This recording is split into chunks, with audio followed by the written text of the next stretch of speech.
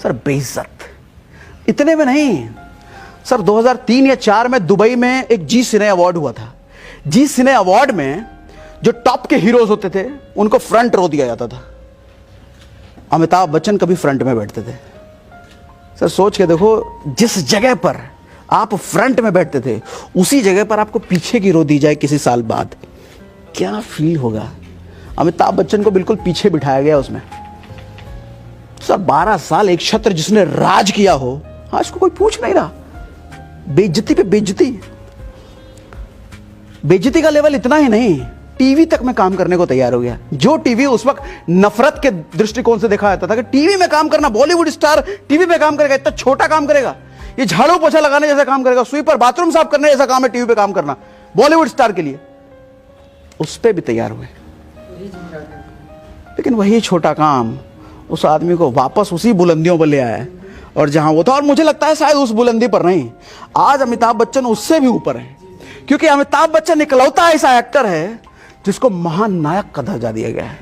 अमिताभ बच्चन मुझे लगता है शायद इकलौता ऐसा एक्टर है जो साउथ का सुपरस्टार, जिसकी जब फिल्में रिलीज होती है तो ऑफिसों में छुट्टी हो जाया करता है, जिसके नाम से मंदिर बना हुआ है, जिसको कभी भी फिल्मों में पिटते हुए नहीं दिखाया जा सकता। जब फिल्मों में पिटते हुए दिखाया गया तो सिनेमा हॉल जल गया। वो ऐसा कैरेक्टर, ऐसा हीरो रजनीकांत, स्टेज पर अमिताभ बच्चन के पैर छूता है। फोटो मिल जाएंगे आपको कई सारे गूगल पे, पैर छूते हुए स्टेज पर।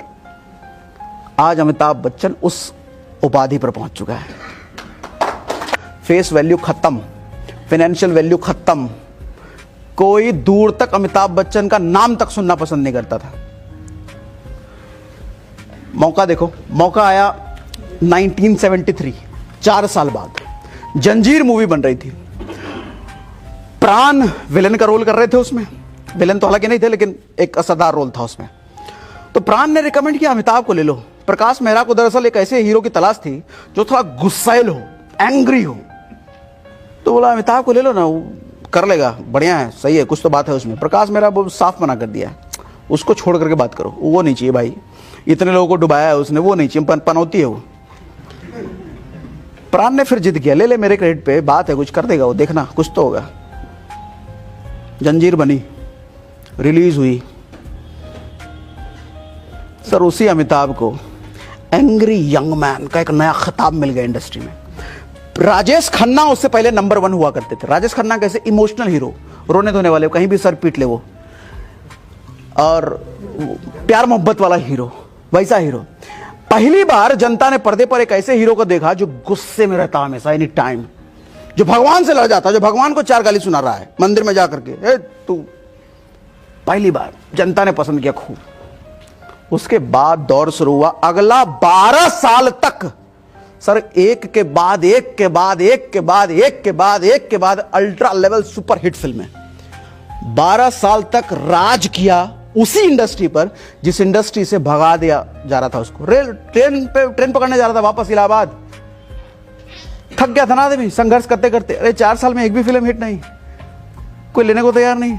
12 साल राज किया उस आदमी। अच्छा इंसान है, जब आदमी राजा बन जाता है, जब आदमी राज करता है, एक छत्र, कोई बराबर नहीं है आसपास, घमंड भी आता है, लाजमी है।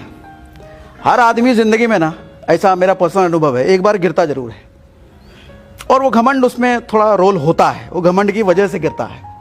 बेसिकली जब आदमी में घमंड आता है ना, तो बाकी आसपास वाले लोगों को छोटा समझने लग जाता है, और सिर्फ वो समझता नहीं है, उसको एहसास भी करा देता है वो तू छोटा है।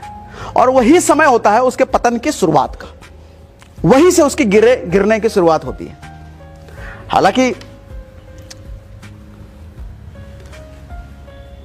उस आदमी को मैं समझदार मानता हूं जो एक ही बार गिरे और दोबारा कभी उस फेज में ना जाए, लेकिन अधिकतर लोग को मैं देखता हूं जो एक बार गिर गया ना, वो दोबारा उठ ही नहीं पाता। सर पतन का खेल और पतन से ऊपर उठने का खेल कुछ इस तरीके से है, मैं इसको ऐसे इमेजिन करता हूं। जो आदमी सीढ़ियों से चढ़ करके 20वें फ्लोर तक गया है ना, उसको चढ़ने का रास्ता पता चल गया है। वो अगर गिर भी गया ना, उसको पता है कि सीढ़ियों से कैसे चढ़ के वापस दोबारा जाना है। लेकिन कुछ लोग लिफ्ट से पहुंचते हैं ऊपर, समझना मेरी बात को। लिफ्ट से पहुंचने का मतलब कोई शॉर्टकट मिल गया, किसी की वजह से पहुंच गए, किस्मत ने कोई तुक्का दे दिया हाथ में। वो आदमी जब नीचे गिरता है ना, और जब वापस लिफ्ट के पास जाता है पता चला लाइट ही नहीं है, लिफ्ट खराब है। अब वो आदमी जिंदगी में नीचे ही रह जाता है, क्योंकि सीढ़ियों से चढ़ने का हुनर तो उसने सीखा ही नहीं, सीढ़ियों पे चढ़ने की मेहनत तो उसने कभी की ही नहीं। तो अमिताभ बच्चन उनमें से थे जो सीढ़ियां चढ़ के गया था वो। अब देखो घमंड के किस्से भी सुनो, कामयाबी का किस्सा ये, घमंड का भी किस्सा। घमंड का किस्सा ऐसा, 1983 में कुली मूवी की शूटिंग चल रही थी। कादर खान आए सेट पर, बोले अरे अमित कहाँ है। अच्छा, अमिताभ बच्चन को उस वक्त तक अपने कानों में सर जी कहलवाना बड़ा मजा आता था, हर किसी से सर जी, अपने दोस्तों को भी कह रखे थे मुझे सर जी बोलो। हाँ, तो कादर खान आए, बोले अमित कहाँ है। तो अमिताभ बच्चन का मैनेजर था, बोला सर जी बोलिए, ऐसे नहीं अमित नहीं सर जी। तो लपाड़ दिया कादर खान ने, जानते हो कादर, वैसे मेरा दोस्त है वो। अच्छा, कादर खान को बुरा इस बात का लगा कि जब वो लताड़ रहे थे ना उसको, अमिताभ बच्चन वहीं थे, सब सुन रहे थे और कुछ नहीं बोला उन्होंने अपने मैनेजर को। वो टाइम था, कादर खान ने कसम खाई कि आज के बाद इस आदमी के साथ काम नहीं करूंगा, अब निकल गए। सर वो टाइम, मैं नहीं कहता कि उसी की वजह से डाउनफॉल शुरू हुआ, वो मुझे नहीं पता, लेकिन वो उसके बाद ऐसा समय शुरू हुआ, कुली के बाद इक्का दुक्का फिल्में चली, हल्की फुल्की भी कोई चली, बर्बादी का दौर शुरू हो गया। एक के बाद एक पिटती चली गई फिल्में। जो आदमी एक छत्र राज कर रहा था वो जमीन पर नहीं, जमीन के नीचे पाताल में जा गिरा। कंपनी खोली थी ABCL उसी दौर में, सर 90 करोड़ के कर्जे में, उस वक्त 90s के टाइम पे सर 90 करोड़ का कर्ज, हिसाब लगा लो, इंटू 30 कर लो, आज के टाइम पे वो कितना बड़ा अमाउंट हुआ। तो कर्ज में जाने के बाद आदमी जमीन पर नहीं गिरा, वो जमीन के नीचे पाताल में चला गया। और कहते हैं कि वही पेड़ आसमान की बुलंदी को छू सकता है जिसकी जड़ें पाताल तक फैली हुई हों। उस आदमी ने आसमान की बुलंदी भी देखी और पाताल का स्पर्श भी देखा। इसके पास भी एक छोटा सा गोली का ऑप्शन था, इसके मन ने बोला होगा ना, एक गोली लेना भाई, खेल खत्म, सारा प्रॉब्लम सॉल्व। इसने वो गोली लेने से मना कर दिया। ये बोला मैं गोली नहीं खाने वाला नहीं हूं।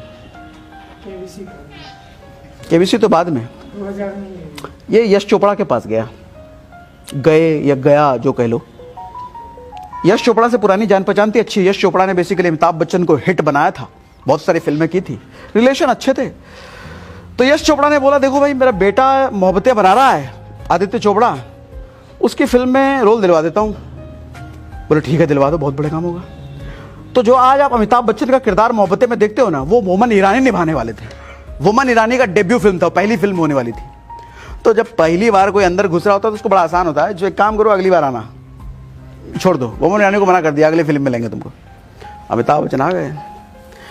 लेकिन अमिताभ बच्चन इतना आसान नहीं था मोहब्बतें में भी काम करना, ध्यान समझना। जैसे